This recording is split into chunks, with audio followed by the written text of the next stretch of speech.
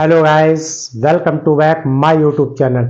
मैं डॉक्टर राजेश कुमार तिवारी आज फिर उपस्थित हुआ हूं एक नए टॉपिक के साथ। आज का हमारा टॉपिक है electric field strength due to electric dipole. और इलेक्ट्रिक डाइपोल की हमें इलेक्ट्रिक इंटेंसिटी या इलेक्ट्रिक फील्ड स्ट्रेंथ फाइंड करनी है, लेकिन उसमें मैंने दो हेडिंग बना दी हैं। एक मैंने लिखा है इन एंड ऑन पोजीशन, दूसरी जो हेडिंग वो बना रखी है at a point on the axis of the dipole. यानी कि ये दोनों का मतलब एक ही है, लेकिन पेपर में आपसे दो तरीके से पूछा जा सकता है। इसी क्वेश्चन को दो तरीके से पूछ सकते हैं। तो देखिए यहाँ पर सबसे पहले एक हमने डाइपोल ले लिया। इससे पहले मैंने एक ऑलरेडी वीडियो बना रखा है डाइपोल मोमेंट का, तो उसमें आप डाइपोल के बारे में जान लीजिएगा कि डाइपोल क्या होता है। जनरली डाइपोल वो होता है जिसका एक चार्ज पॉजिटिव दूसरा चार्ज नेगेटिव हो और दोनों क्या हो, बहुत ही क्लोज रखे हुए हो। दोनों ही क्लोज यानी सेपरेट रखे हो। क्लोज का मतलब ये कि उनके बीच में कुछ स्पेस होना चाहिए। जो स्पेस होगा वो कितना होगा, 2L के इक्वल हो जाएगा। किसके? 2L के इक्वल। यानी इन दोनों की चार्जों के बीच की जो डिस्टेंस होगी यानी सेपरेशन जो होगा वो कितना होगा, 2L के इक्वल होगा। अब हमें इस डाइपोल का इलेक्ट्रिक फील्ड फाइंड करनी है, यानी इलेक्ट्रिक फील्ड स्ट्रेंथ फाइंड करनी है। और किससे? And on position. तो इसके हम सेंटर से इसके सेंटर, डाइपोल के सेंटर से एक इस पॉइंट आर पोजीशन पर एक पॉइंट सेलेक्ट कर लेते हैं। वो पॉइंट क्या है? पी है, जो कि डाइपोल मोमेंट के सेंटर से आर पर है। कहां पर है? आर पोजीशन या आर डिस्टेंस पर ये पॉइंट लिया हुआ है। सेंटर से, इस डाइपोल मोमेंट के सेंटर से आर पोजीशन पे एक पॉइंट पी ले लेते हैं और इस पॉइंट पी पर इलेक्ट्रिक फील्ड स्ट्रेंथ फाइंड करनी है। किसकी? इस डाइपोल मोमेंट की। कंसीडर कर लेते हैं, एक यहां पर भी मान लेते हैं कि हम एक टेस्ट चार्ज रखते हैं और वो टेस्ट चार्ज कैसा होता है? पॉजिटिव होता है। तो क्यू नॉट जो चार्ज होता है वो कैसा होता है? वेरी स्मॉल होता है और पॉजिटिव होता है। तो यहाँ पी पॉइंट पर हम एक चार्ज को कंसीडर कर लेते हैं और उसकी हेल्प से हम 1y करके, यानी कि एक बार पॉजिटिव चार्ज और एक बार नेगेटिव चार्ज, क्योंकि डाइपोल जो होता है किससे? इक्वल और अपोजिट चार्ज से मिलके बना हुआ था, और जो कि दोनों चार्ज क्या होते हैं? कुछ डिस्टेंस पर रखे होते हैं, यानी वेरी स्मॉल डिस्टेंस होती है। Consider an electric dipole. एक हम इलेक्ट्रिक डाइपोल ले लेते हैं और वो कैसा होता है? Consisting of the two equal but opposite charge. उसके दो चार्ज होते हैं। कैसे होते हैं? एक पॉजिटिव और दूसरा निगेटिव होता है। दोनों क्या होते हैं? एक सेपरेट डिस्टेंस पर रखे हुए होते हैं। तो charges positive and negative separated by a vector distance 2L, और यहाँ पे 2L डिस्टेंस पर ये दोनों चार्ज रखे हुए। क्लियर है? इस पे एक लाइन लिया ऐसे ड्रॉ कर लेते हैं। ठीक है। अब यहां से यहां तक की पोजीशन कितनी होगी? देखिए सेंटर से ये कितनी है? R है, जबकि ये डाइपोल की डिस्टेंस कितनी है? टोटल 2L है, यानी L इतनी है ये और L ये है। O से, सेंटर से। क्लियर है? अब यहां से यहां तक सेंटर से P पॉइंट की डिस्टेंस कितनी हो जाएगी? देखिए ये पूरी R है, इसमें से ये इतनी L घटा देंगे तो यहां पर ये निकल कर आ जाएगी R माइनस L। ये इतना R माइनस L निकाल लेते यहां तक। क्लियर है? दूसरा पॉइंट, ये तो पॉजिटिव चार्ज के लिए। नेगेटिव चार्ज के लिए यहां से यहां तक ये R है और ये L है। ये कितनी हो जाएगी?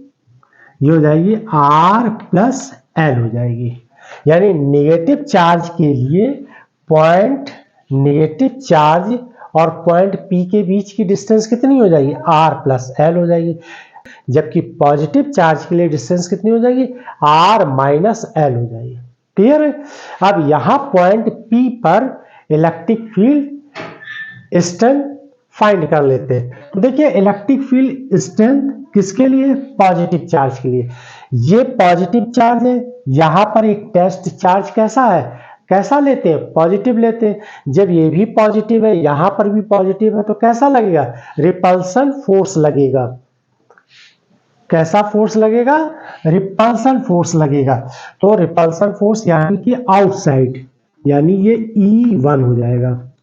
ये किसके लिए हो जाएगा, पॉजिटिव चार्ज के लिए। यहां पर E1 प्लस कर लें या पॉजिटिव कर लें, E1 प्लस चार्ज के लिए मान लीजिए। इसी तरीके से जब हम इस नेगेटिव चार्ज के लिए स्टडी करेंगे तो यहाँ टेस्ट चार्ज कैसा होगा, पॉजिटिव होगा, और ये कैसा, नेगेटिव है। तो नेगेटिव और पॉजिटिव चार्ज के बीच में कैसा फोर्स लगेगा, अट्रैक्शन फोर्स लगेगा, यानी कि अंदर की ओर फोर्स लगेगा। तो यहाँ पर नेगेटिव चार्ज की वजह से जो फील्ड होगी, स्ट्रेंथ, वो कैसी होगी, E माइनस से रिप्रेजेंट करते हैं। आप चाहे तो यहां पर ऐसे कर लीजिए, चार्ज पॉजिटिव चार्ज के लिए और ये नेगेटिव चार्ज के लिए फील्ड निकाल ली हमने, ठीक है ना। तो देखिए सबसे पहले हम किसके लिए लिखेंगे, पॉजिटिव चार्ज के लिए। तो देखिए E electric field positive charge के लिए, तो फार्मूला क्या होता है इलेक्ट्रिक फील्ड का, इलेक्ट्रिक फील्ड का फार्मूला होता है 1/4πε0 Q/r²। ये तो फार्मूला होता है। तो आप देखिए यहां पर E = 1/4πε0, और ये किसके लिए हम ले रहे हैं, ये किसके लिए ले रहे हैं, फॉर पॉजिटिव चार्ज। तो इलेक्ट्रिक फील्ड क्या होगी इसकी, स्ट्रेंथ को मैंने शॉर्ट में लिख दिया। तो E पॉजिटिव चार्ज ये रिप्रेजेंट कर रहा है, यहां पर चाहे तो आप E1 E2 से भी रिप्रेजेंट कर सकते हैं। मैंने पॉजिटिव चार्ज लिया तो उसके लिए हमने E पॉजिटिव चार्ज कर दिया, यानी Q लिख दिया यहाँ पर 1/4πε0 Q अपॉन, और यहां पर ध्यान दीजिएगा Q अपॉन, अब R पॉजिटिव चार्ज की कितनी है डिस्टेंस, ये यहां से यहां तक कितनी है, R माइनस L है। तो R माइनस L, और ये क्या हो जाएगा, स्क्वायर हो जाएगा। देखिए स्क्वायर लिखा फार्मूला, तो ये जो फार्मूला निकल कर आ गया, क्लियर। इसी तरीके से सिमिलरली फॉर किसके लिए, निगेटिव चार्ज के लिए, तो इलेक्ट्रिक फील्ड क्या बनती है इसके लिए, इलेक्ट्रिक फील्ड स्ट्रेंथ, यहां पर स्ट्रेंथ को शॉर्ट में लिख दिया। E नेगेटिव चार्ज के लिए लिखेंगे 1/4πε0 Q upon R plus L का होल स्क्वायर। अब ये R प्लस L कहां से आ गया, देखिए ये नेगेटिव चार्ज है, ये इतनी डिस्टेंस L है, और ये यहां से यहां तक R है, दोनों का सम निकाल दिया तो R प्लस L आ गया, क्लियर है। अब रिजल्टेड, यानी कि एक का डायरेक्शन देखिए, पॉजिटिव वाले चार्ज की वजह से इलेक्ट्रिक फील्ड का डायरेक्शन किधर की ओर है, इस साइड है। नेगेटिव वाले चार्ज का डायरेक्शन किधर, इधर है। तो वेक्टर सम निकाल लेते हैं, इसका क्या कर लेते हैं, ये चूंकि वेक्टर क्वांटिटी है तो वेक्टर सम कर लेते हैं। तो रिजल्टेड इलेक्ट्रिक फील्ड स्ट्रेंथ या net electric field strength, strength को फिर मैंने शॉर्ट में लिख दिया, या ऐसे लिख देते हैं, strength equal to E positive charge plus E negative charge. दोनों चार्ज के लिए ले लिया, देखिए ये पॉजिटिव चार्ज है, नेगेटिव चार्ज है।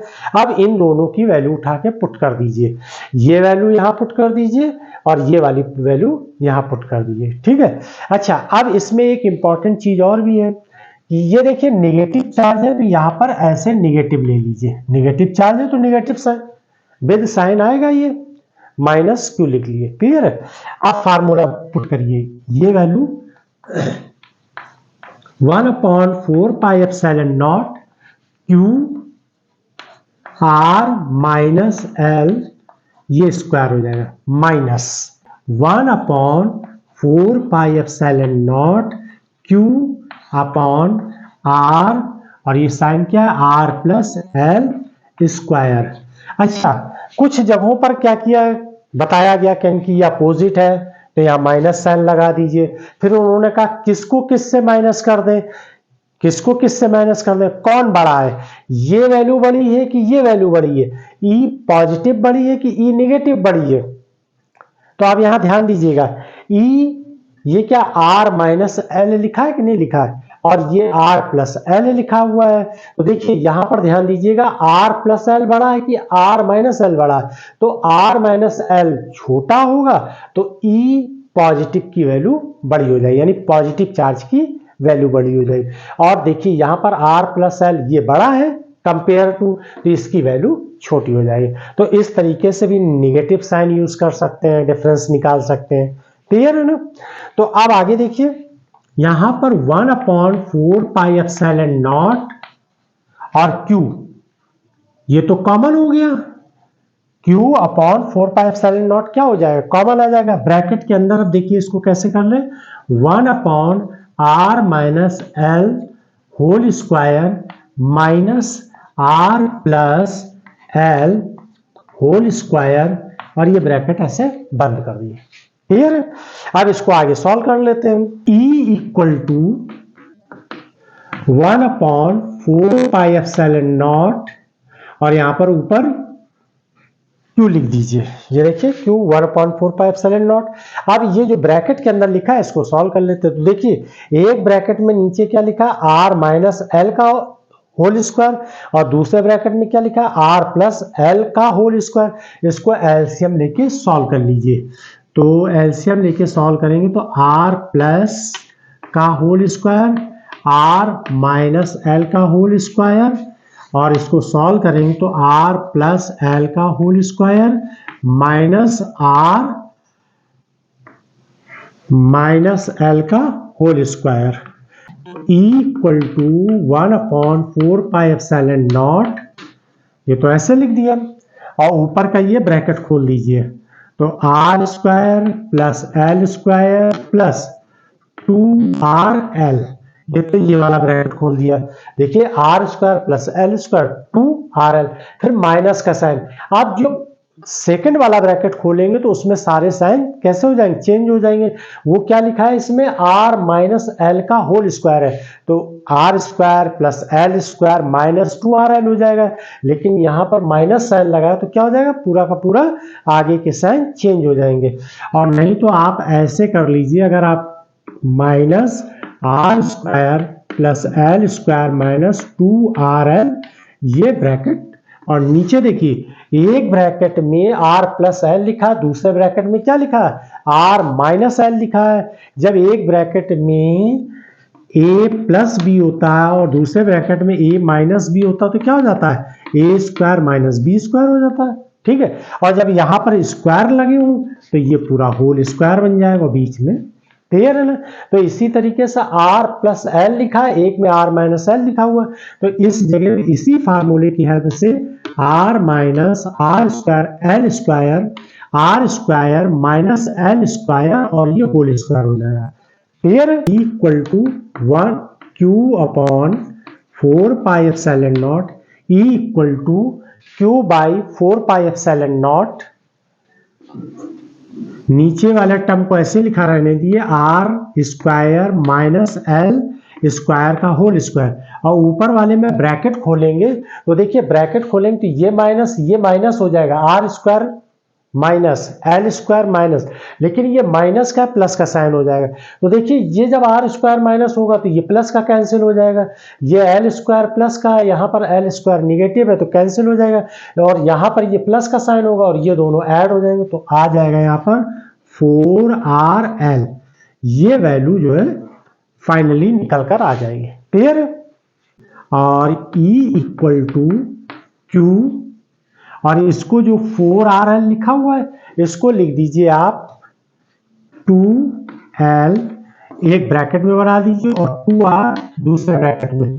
4 को मैंने ब्रेक कर दिया, 2r 2ql equal to dipole moment की होती है, तो E इक्वल टू ये P से रिप्रेजेंट करेंगे, यहाँ पर 2r लिख देंगे, ये 2r हो गया। नीचे क्या हो जाएगा, 4 पाई एप्सिलॉन नॉट। अब यहां ध्यान दीजिए r बहुत बड़ा है किससे, l से। l क्या है, यहाँ पर डाइपोल मोमेंट के बीच के डिस्टेंस 2l है, तो l तो और छोटा हो जाएगा, तो r के कंपेयर में l very very less than है, इसलिए आर स्क्वायर की वैल्यू एल स्क्वायर से बहुत बड़ी होगी, इसलिए एल क्या है यहाँ पर निग्लिजिबल है और इसको हम छोड़ देंगे इसी तरीके से। तो यहाँ आ जाएगा आर की पावर 4। देखिए ये आर स्क्वायर एल को तो छोड़ दिया हमने, एल स्क्वायर को छोड़ दिया, तो ये स्क्वायर और ये स्क्वायर क्या हो जाएगा आर की पावर 4 और ये कैंसिल कर दीजिए इससे, तो यहाँ 3 हो जाएगा।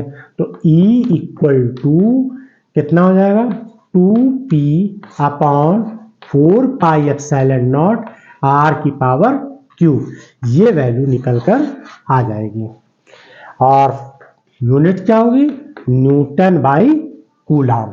ये और यहां डायरेक्शन जरूर लिख दीजिएगा, नेगेटिव टू पॉजिटिव।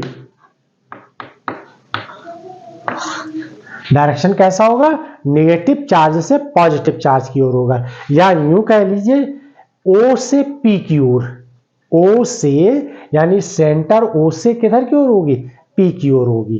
क्लियर है, along to O to P। Okay.